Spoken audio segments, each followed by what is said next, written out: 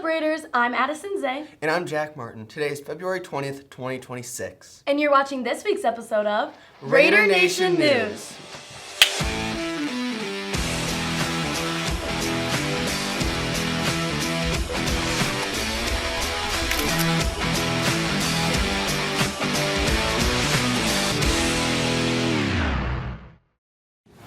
Welcome back, Raiders. Prom will be here before we know it, so buy your prom tickets. They go on sale Monday, February 23rd, and can be purchased on mysschooldance.com. The Health and Wellness Fair is tomorrow, February 21st from 11 a.m. to 1:30 p.m. with a sensory-friendly event from 10 a.m. to 11 a.m. at the Huntley Area Public Library. The event showcases over 20 vendors featuring wellness spa treatments, games, animal therapy, and so much more. Don't miss out on this relaxing event. On Sunday, March 8th, Student Council is hosting the 3rd annual March basketball tournament. Gather 3 to 6 players and head to your email to register. Sign up as soon as possible because spaces are limited. We hope your Valentine treated you with kindness over the long weekend. Did they get you chocolates, maybe flowers? Everyone needs some kindness in their lives, not just your partner. Reporter Tyler Sullivan shows a unique way to do so. Let's take a look. World Kindness Day was February 17th, but being kind doesn't have to stop with only humans. Today I'm going to be showing you guys kind ways to help support this animal shelter. Stan, what you think, buddy? You can celebrate World Kindness Day with Animal House Shelter. You can donate to the animals, you can spend time with them, you can come in and hang out. One incredible way to open your heart and your home, if you are able, is to foster an animal. Take home an animal that has not had a great experience adjusting in the shelter environment. A lot of times they're scared. They may have come from a hoarding situation. It's actually where Stan originally came in with 4 others. He's been here since about May, and so he's been at the shelter 9-ish months, and he's our newest foster, but we have a bunch of other dogs and cats that are fosterable. You can give them some safe space and love, and they'll give you a lot of love in return. This little moment can create a huge impact on these animals' lives. If you're thinking of being kind today, you can always come visit our local animal house shelter and or donate via website. Even just the smallest gesture can make a big difference in someone's or something's life. And in our HHS, we love to see kindness in the classroom. Within these classrooms, many teachers' kindness goes far beyond just their students. One Huntley High School teacher is doing just that through tutoring local ESL individuals and creative service projects like Crochet Kindness. Here's more from Sammy Salbi. At Huntley High School, Miss Downing has been teaching many different subjects for 25 years. Although Miss Downing is planning to retire in a year, she's still planning to help out outside of the classroom by participating in community services and doing tutoring sessions. My name is Lisa Downing. I have been a teacher for 30 years. I've taught within the District 158 for about 20 of them. Currently, I teach AP Literature, Dual Credit 151 and 152, English 3, and College and Career Writing. As a child, I would see my mom each evening crocheting these beautiful big blankets for people, and I learned a little bit about it. I always thought, oh, they're so cute. I want to learn how to make little objects. And then I was looking at Facebook, and then I realized there's a group called Random Acts of Crochet Kindness.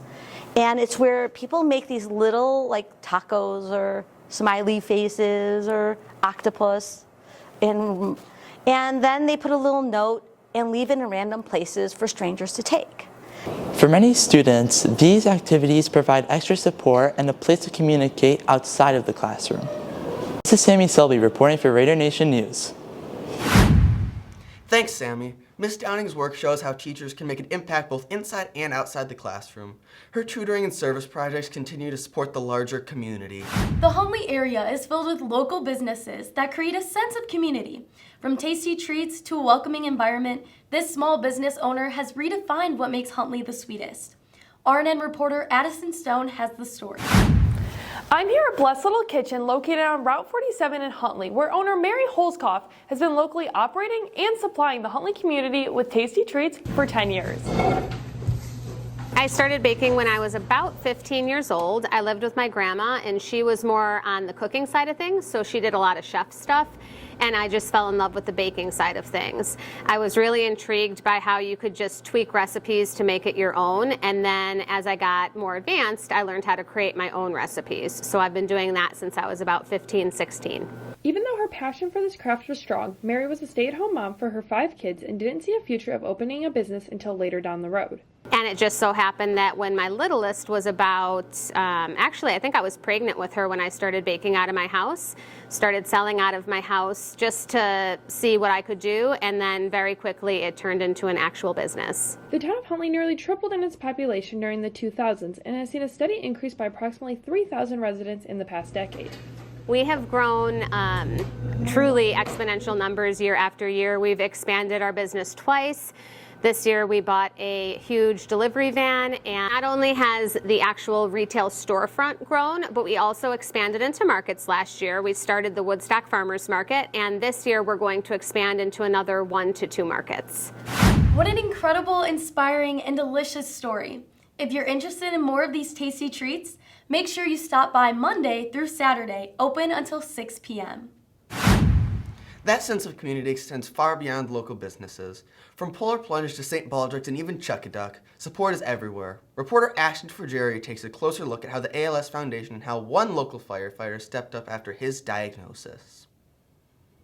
ALS is a neurological condition that causes the body to become paralyzed. It's very common in firefighters and people who are exposed to chemicals daily.